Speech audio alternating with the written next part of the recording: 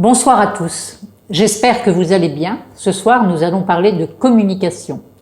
Dans notre monde, dans notre société, c'est important de bien communiquer, ça veut dire bien comprendre les autres et bien se faire comprendre. Alors, votre interlocuteur, pour cela, il doit se sentir accueilli, il doit sentir que vous êtes content de sa présence. Alors bien sûr, c'est pas toujours le cas parce qu'on n'est pas dans un monde de bisounours, ça se saurait.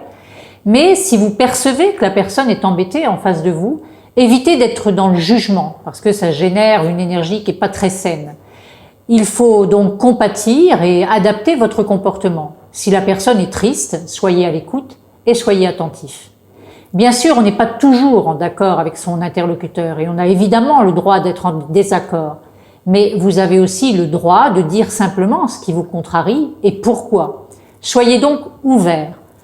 On peut aussi exprimer sa colère, sans agressivité. Ce sont deux choses complètement différentes. En clair, chacun doit pouvoir s'exprimer. Pour ne pas mettre l'autre en cause, vous pouvez utiliser le langage « je », c'est-à-dire parler de vous, parler de votre ressenti.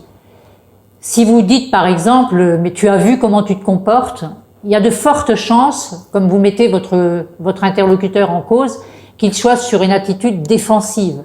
Si vous utilisez le mot « je », vous allez évidemment être dans une attitude constructive parce que vous allez parler de vos émotions, de votre ressenti et l'autre va pouvoir écouter tranquillement sans se sentir mis en cause. L'important, c'est de pouvoir dire ce que je pense et ce que je ressens. Ce que je vous propose pour la semaine prochaine, si vous en avez envie, c'est d'observer quelle va être votre intention en termes d'intelligence émotionnelle.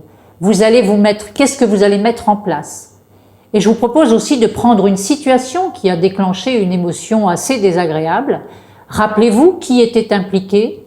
Racontez-vous l'histoire de façon à ce que vous retrouviez les 4 éléments qui étaient dérangeants.